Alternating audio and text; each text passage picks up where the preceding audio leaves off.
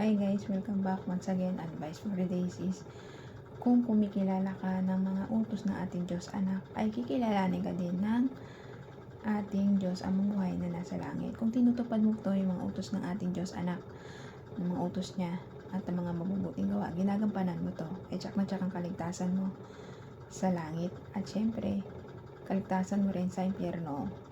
At syempre, kapag kinikilala mo yung mga utos niya at tumutupad ka dito sa mga utos niya at sa mga mabubuting gawa na gawa niya dito sa ibabaw ng mundo, ay kikilalanin ka rin ng ating Diyos amang buhay na nasa langit.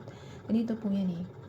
Kapag ikaw nagiging mabuting tao ka, nagiging matulungin ka sa kapwa-tao mo, tinutulungan mo yung mga taong walang-wala talaga, nang bukas sa kalooban mo, na hindi o na walang halong sumbat at sa kanila, pag bully o galit, ay kalugod-lugod ka sa ating Diyos Ama. Ang taong gumagawa ng mga kabutihan dito sa lupa, sa ibabaw ng lupa, at tinutupad yung mga utos ng ating Diyos Anak, tatanggapin ka rin ng ating Diyos Ama. Kasi ang tumutupad sa mga utos ng ating Diyos Anak, ay natutuwa ang ating Diyos Ama.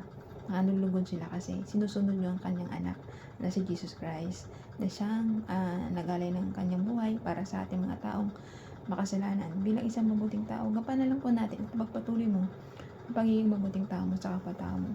Huwag mo silang pag-isipan ng masama. Pag-iisipan ng masama ay kasalanan na yan. Pero kung nag-iisipan ng mabuti para sa kapwa-tao mo, ay maliligtas yung buhay mo para sa impyerno. At mapunta lang tayo sa kaharian ng ating Diyos amang buhay na nasa langit. Kaya ikaw, habang maaga pa, magsisi ka na sa lahat ng kasalanan mo. Kung patuloy kang gumagawa ng kasalanan mo, ngayon pa lang na habang napapanood mo ko, magsisi ka na po, magbalik loob sa ating Diyos anak na si Jesus Christ, tatanggapin ka niya ng buong puso't kaluluwa. Basta, pag ka nang babalik, talikuran na to, at gumawa lang ng mga mabubuting gawa at tuparin lahat ng mga utos niya. Yung mga 10 utos, yung mga utos ng ating Diyos Ama. Pag tumutupad sa mga utos ng ating Diyos Anak, ay para ka na rin tumutupad sa mga utos ng ating Diyos amang buhay na nasa langit at Diyos Espiritu Santo. Silang ating mga Diyos, ang ating tagapagligtas at gumagabay sa araw-araw na buhay natin. Hindi nila hinahayaan na tayong mapahamak sa anumang kasamaan dito sa ibabaw na umiiral sa ibabaw ng mundo. Tayo mga tao, isa lang tayong mahinang tao, mahinang nilalang na kayang pasukin ng demonyo ang ating puso't kaluluwa o ating puso.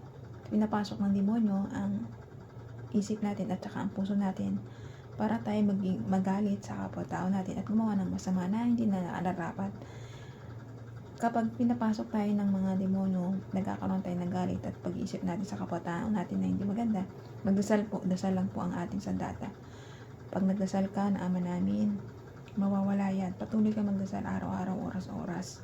Yan po ang sandata natin. Parang proteksyonan tayo sa espiritu ng demonyo na pumapasok sa isip at sa puso natin. Kaya tayo nakakagawa ng mga anumang masama dito sa ibabaw ng mundo.